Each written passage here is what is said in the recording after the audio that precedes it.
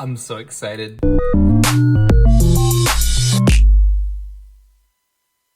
What's up, everybody? Welcome and thank you for checking out this video. I am gonna keep this short because I am even more excited than usual today because we have a brand new update for the MC-101 and I could not be more excited. So I want you to take what you thought you knew about the MC-101, throw it out the window, get ready. This is a new day, and this is a new era of the MC-101. So with that in mind, I'm gonna run through the list of the new things, and then we're gonna talk about each one by one. And the biggest one is gonna be in a whole different video because it's so big. So that's it for the intro.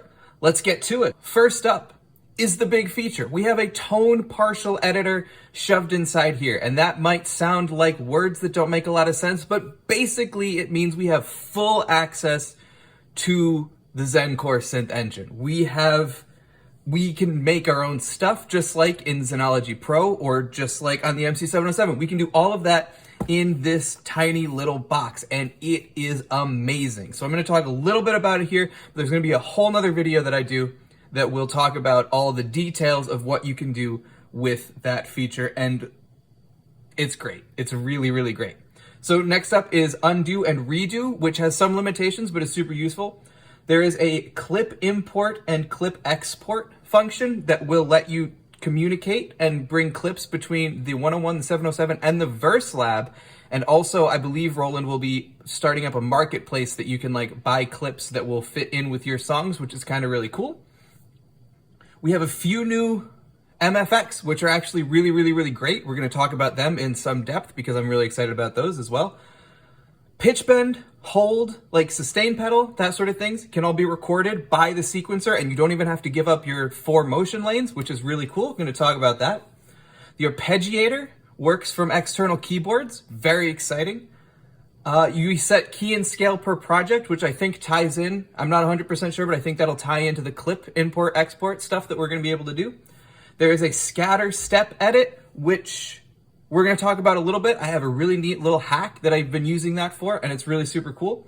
And then finally, little quality of life biz is we can change the preview playback levels of wave files. So if you're used to scrolling through your samples, they're blowing your ears out, it's a pain in the butt.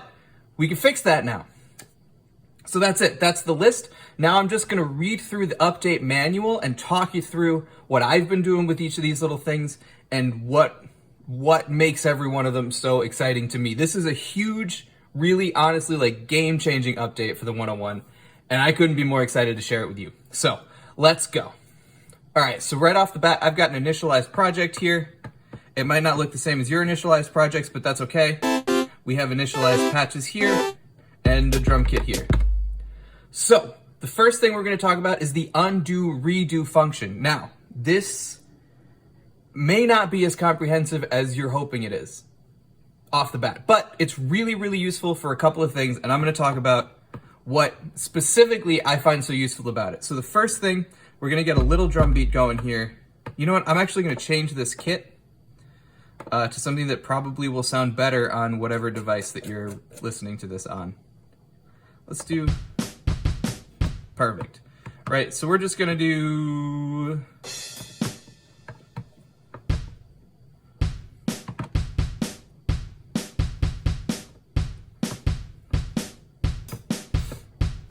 So we're just gonna put a little beat in there like that. Now on track 2, I'm gonna just pull up, for example, a piano, because I like pianos. Let's do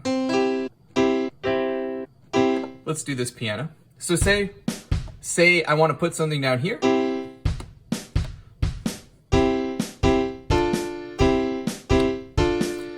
Simple enough.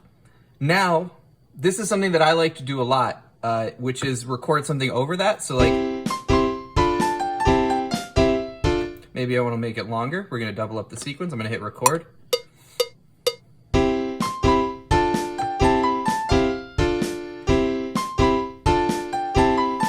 Maybe I didn't like exactly how that sounded. I'm gonna hold exit and hit this left button, and it's undone.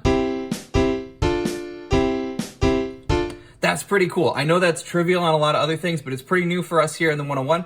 But maybe I liked it. Suppose you really liked what that sounded like. Well, you can bring it right back. So redo is hold exit and hit forward. Now, this is super useful. I use this mostly for live recording. I didn't think I really needed an undo. What I used to do would copy the clip and then go back and forth if I didn't like the take.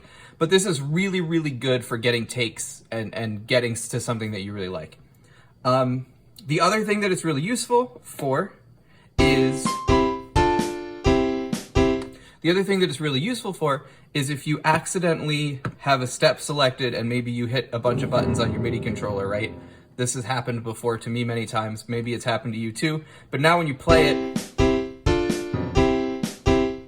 and then it sounds like crud. Now here it would be not that hard to find, but sometimes that happens in the middle of your melody and you don't know what notes you accidentally inputted. So, but you can hold exit, hit back, and it goes right away. So I think that's really cool. It makes it a lot easier to not mess up your sequences. One thing to be aware of, if you switch tracks, it's going to clear the undo buffer. But if you catch things quickly and you're like, ah, shoot, why did I do that?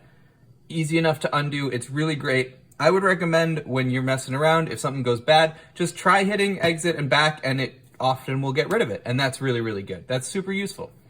So the next thing is the big feature, right? That is the partial, the tone partial editor has been added. And I know that sometimes we want to do more sound design on here. I have a bunch of videos about how we can use what we've got to do a lot of sound design, but this is just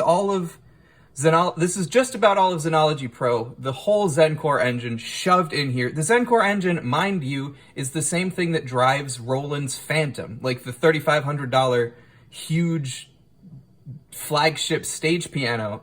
All of that is Zencore. And now we can edit it. Now, I won't say there's other stuff the Phantom can do that this can't, and there's different levels of like the Zencore engine and whatever, but this is a huge step, and I don't think even something like a Blofeld or a Micro Freak, I think you can compare the synth of the MC-101 to those things.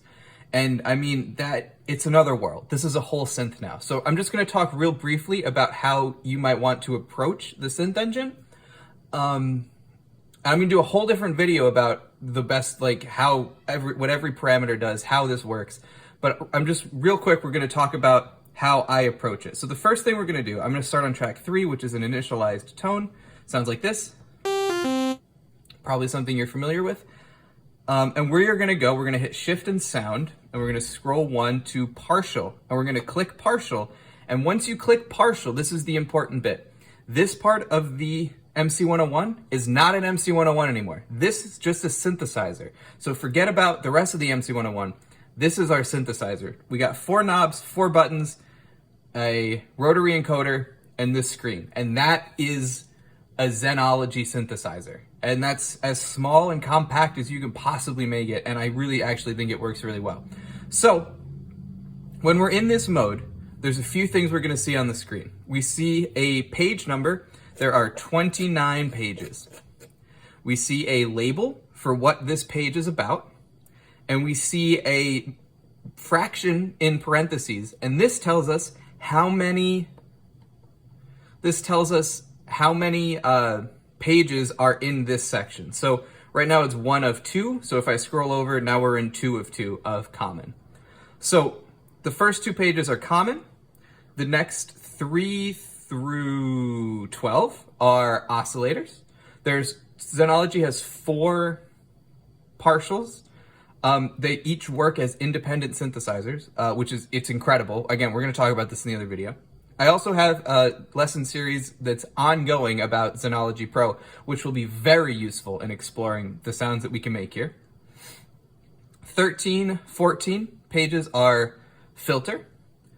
So if you've been frustrated that the cutoff knob doesn't always work the way you want, you can go into any preset you want, tear it apart, really edit the nitty gritty the way that you want to, which is incredible. 15, 16, 17, and 18 all are envelopes and envelope controls. 19 to 22 are LFO controls. 23, 24 are EQ, and then you have this is real deep. This is a mod matrix that's built into here. You can pick source, You can pick where it's going, and you can pick the depth for 4 different things. And then finally, 29 is velocity sensitivity. You can control, there's a whole page just to how it's controlled from an external keyboard, which makes this thing sound great. So, how do you use that? I know that seems like a lot. It's really actually quite intuitive to use this. I know that sounds like maybe surprising, but I really don't think it's that complicated, at least once you start to get the hang of it. But the gist is really easy. For any parameter, it gives you 3 characters that remind you what the parameter is. And if you hold the button that's associated with it, so oct here, you're gonna hold this button and it tells you octave. You hold this button, it tells you it's mono poly, and so on and so forth for all of the parameters. And then to adjust the parameter, you can either turn the knob, which is useful, and this way you can adjust a lot of parameters quickly, or if you want to be more precise, you can hold the button down and then use this encoder to change it step by step.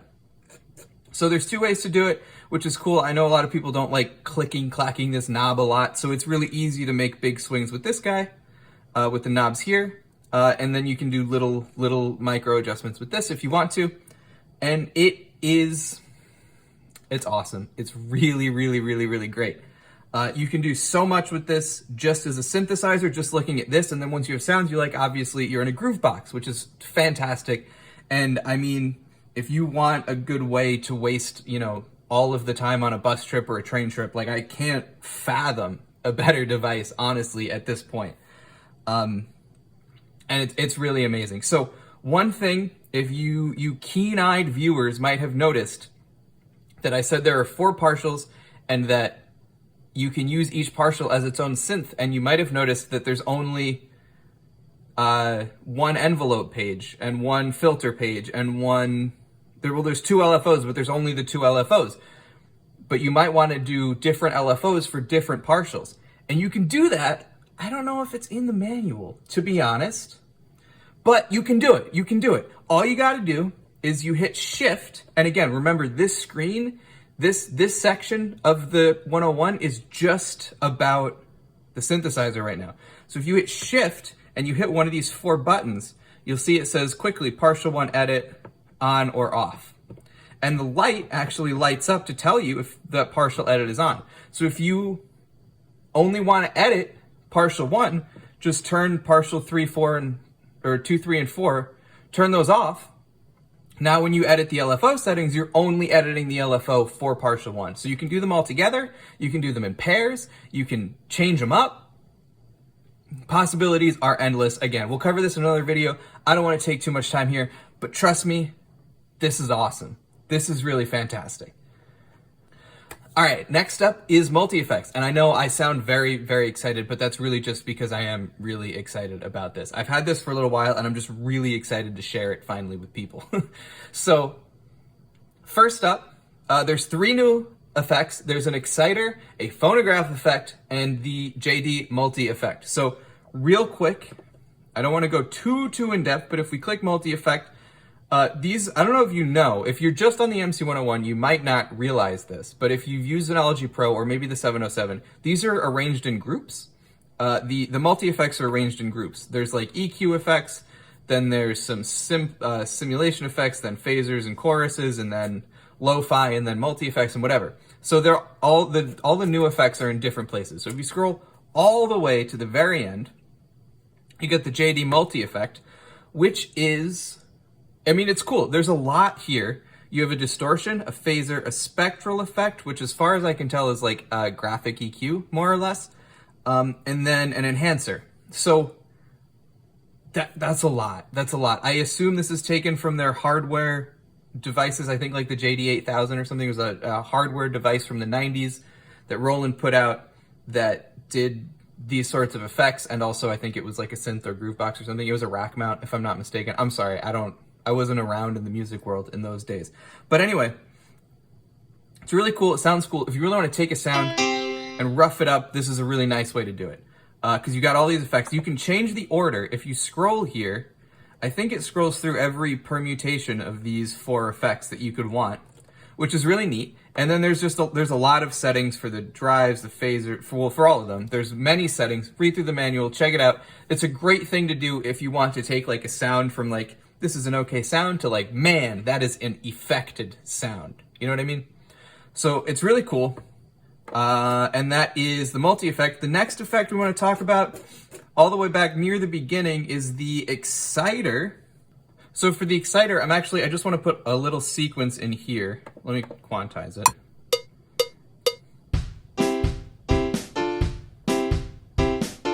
Perfect. Just so we have something to excite, I guess. I really like the exciter as a master effect. And what the exciter does, it has 3 bands. The low frequencies are ignored. We don't worry about them. They just pass through.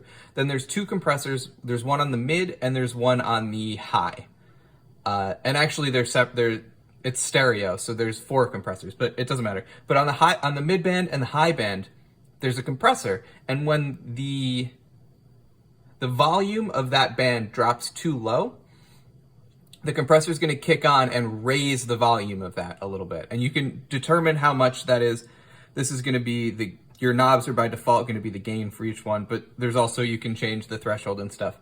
So, but what it does is it sounds really good. It helps fill out the high end without actually adding more like volume, but it's going to help like compress that stuff. And it really, I've found, especially on like a full mix, makes things like sparkle more. I used to use the enhancer sometimes on the main channel, and I used to mess around with like the master compressor to do that stuff, but it really works really nicely. So let's see what it sounds like here.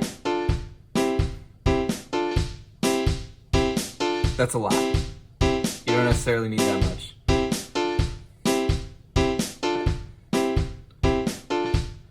But you hear that? You hear that like space and like niceness that it adds there? I think that's a fantastic tool. Have fun with it, obviously, but I think that's a really, really good tool to have in here. Okay, and now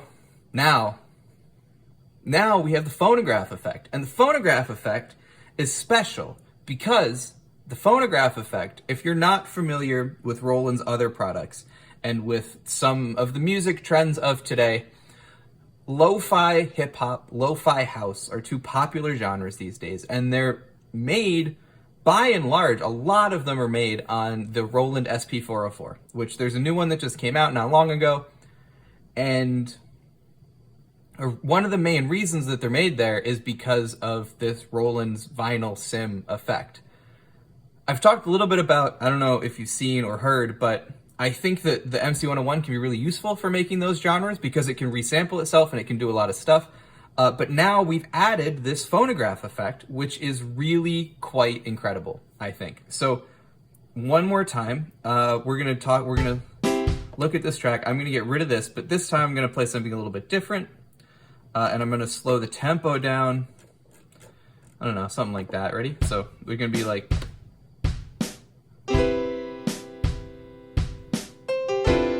Oops, should have made that longer first. Ready?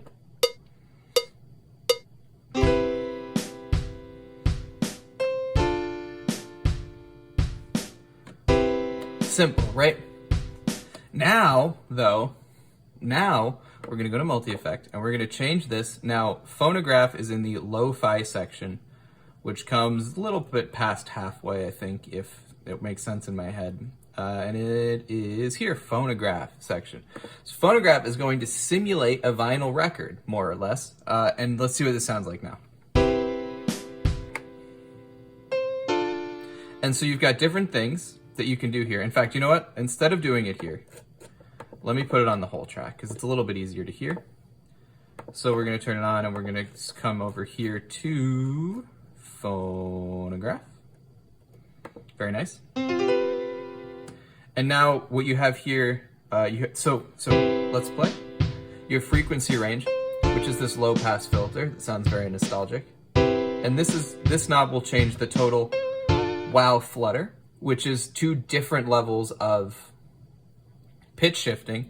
And then there's also, of course, there is a noise parameter. You have 3 different kinds of noise you can add. You can change the type of record that it is that changes the periodicity of the noise, which is something. And then there's a total noise level as well. So we can turn that up to hear what it sounds like. And then we're right there. Which is, it's really neat, honestly. It's a lot of fun, and it opens up a lot of doors, and I think, like, I mean, it sounds really nice.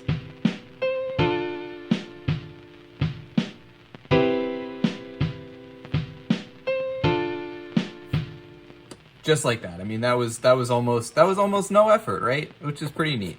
So I'm gonna not leave it on there because that's annoying, right? So, yeah, but that's, those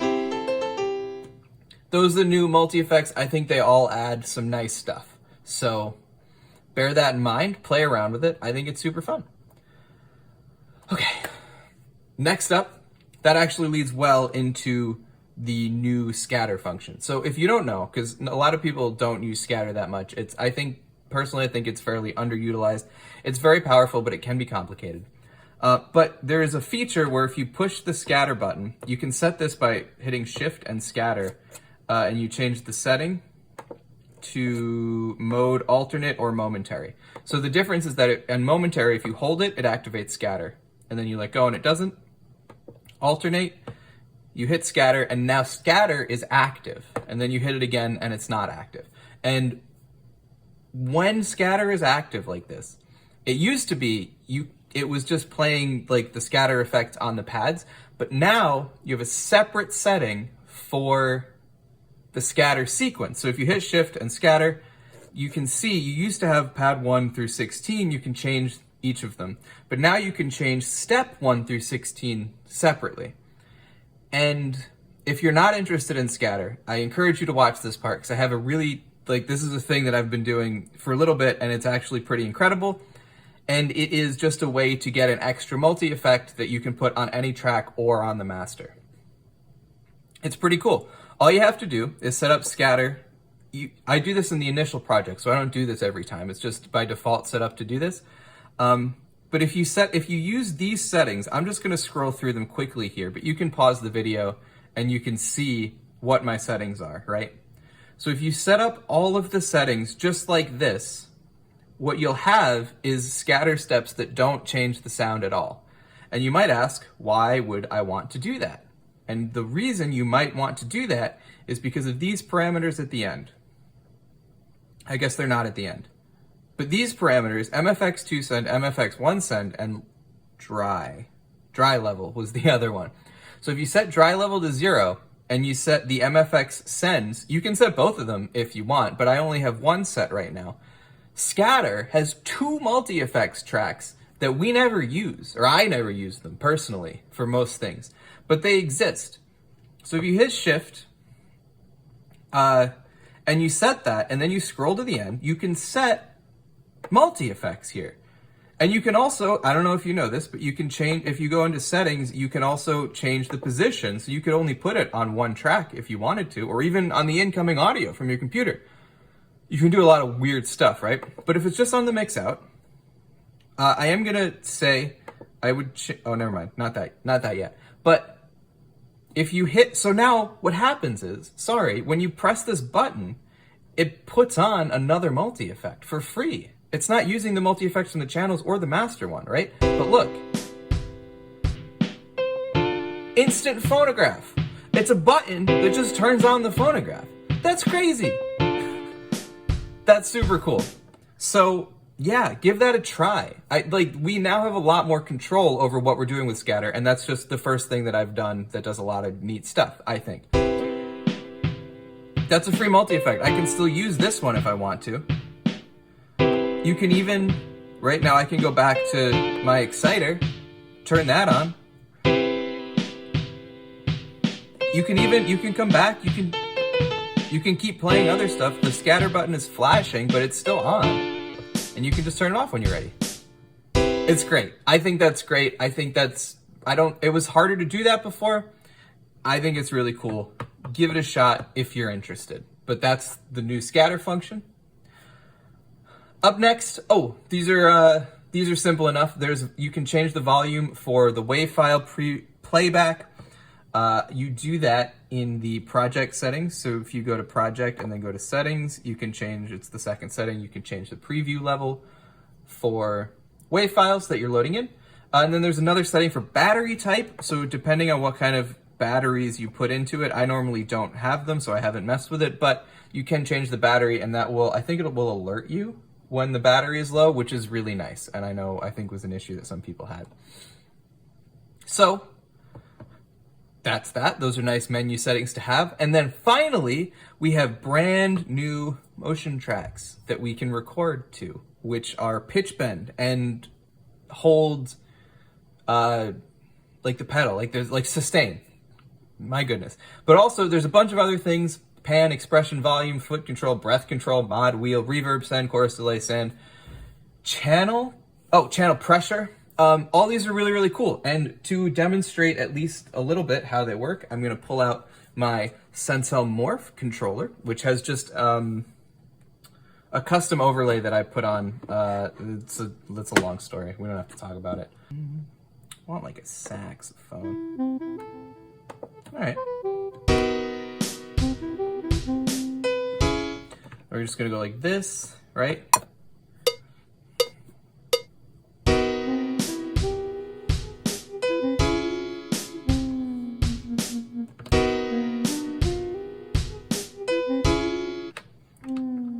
You can hear that pitch bend.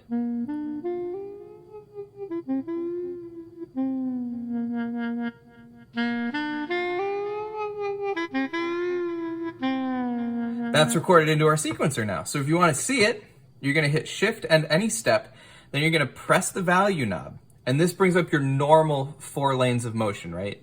Sound filter, that's for your 4 knobs. That's normal. Then you hit it again, and these all go away. So now all 4 of these tracks will record any of the parameters that I listed: mod, wheel, breath control, whatever, your hold.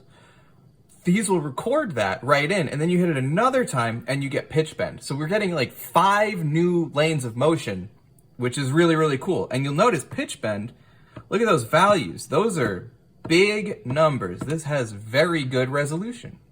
And that's really cool. And then you can edit it the same way that you edit other motion, which I think is fantastic.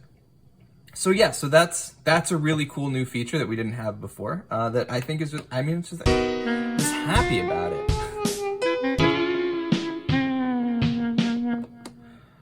I just think it's great. I'm gonna take this off the table for the moment. I think we don't need it for now. Make sure this is centered, hopefully. Yeah, okay, so next up, we've got, you can import clips. I haven't tested this yet, but you can save clips as MCV files. Is that what it is? Or MVC files? MCZ files, which you can save to an SD card. You can bring them to your computer or whatever, or you can pop that SD card in a VerseLab.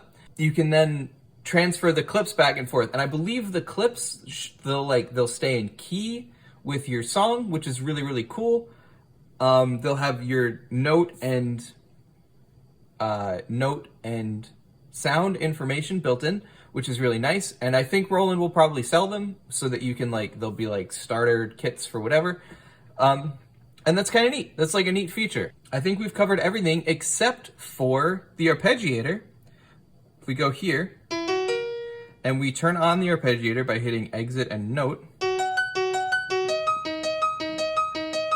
actually, what I'm going to do is I'm going to hit shift note and scroll all the way to the end and change hold to off, so it only arpeggiates when I hold the notes, because it's less annoying that way. And so that is all well and good, but even better is now I have my Launchpad X here connected via USB. And as long as I'm on the auto channel, you can do that from an external controller. And I mean, that's really neat. That'll be useful for some keyboardists and for just having fun in general. So give that a try. I think it's cool. I think that's it.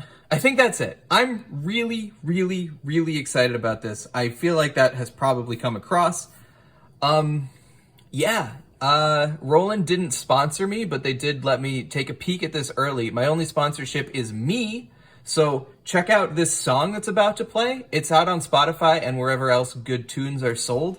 Or you can watch this music video on YouTube, or even better, it was all made on an MC-101. So check out my hour and 36-minute video about all of the intricate details on how I made it, but check that out. And yeah, enjoy it. I have another video that's coming out that's all about the sound engine. Check that out. I'm so excited.